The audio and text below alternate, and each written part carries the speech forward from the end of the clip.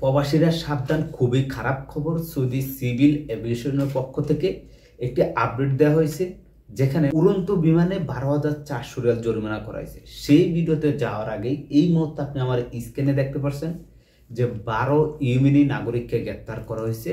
তারা ছোট ছোট বাচ্চাদের এবং বড় মানুষদেরকে দিয়ে দেশদার বিভিন্ন জায়গায় তারা ভিক্ষাবিধি চালু করছে। কি আছেন যারা ছোট ছোট বাচ্চাদেরকে ব্যবহার করে ভিক্ষার জন্য নামিয়ে দেয়, ছোট বড় সবাইকে, বিশেষ করে এই কাজগুলো ইয়েমেনিরা করে থাকে। তাদের বউ ছেলে সন্তানদেরকে নিয়ে আসার পর এই দেশে তাদেরকে ভিক্ষার কাজে লাগিয়ে দেয়, যার কারণে এই 12 জনকে গ্রেপ্তার করা হয়েছে। সৌদি সিভিল এভিয়েশনের পক্ষ থেকে, যেটা এই মুহূর্তে আপনি আমার স্ক্রিনে দেখতে পাচ্ছেন, উড়ন্ত বিমান চলাচল করার সময় বা ফ্লাইট চলাচল করার সময় উড়ন্ত বিমানে 12,400 সৌদি রিয়াল জরিমানা করা হয়েছে।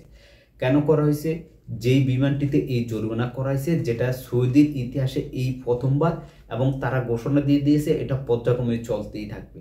এর মূল কারণ হচ্ছে যে সমস্ত যাত্রীরা বিমানে উঠছেন নিজের দেশে যাওয়ার জন্য, কিন্তু বিমানে ওঠার পর এয়ারলাইন্সের যে ক্রু আছে তারা কিন্তু প্রবাসীদেরকে বা যাত্রীদেরকে তারা যেই নির্দেশগুলো দেয়া হয় যে সিট বেল্ট বাঁধার জন্য, বিমানে দাঁড়িয়ে থাকতে পারবে না, বিমানের মধ্যে হাঁটতে পারবে না, এবং আরো অনেকগুলো নিয়ম বা রুলস আছে যেগুলো আপনাকে পাই মানতে হবে। এরকমই কিছু নাগরিক তারা এই রুলসগুলো, অর্থাৎ পুরা যে তাকে বলছে সিট বেল্ট বাঁধার জন্য বা এই কাজগুলো না করতে, এই কাজগুলোই তারা বেশি বেশি করছে।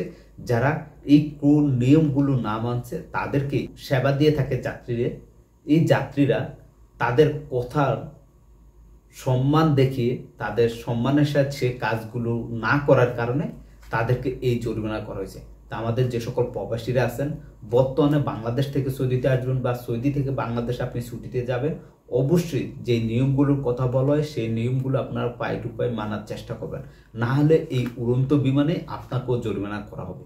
এই ছিল আজকের ভিডিওটি বেশি বেশি করে শেয়ার করবেন।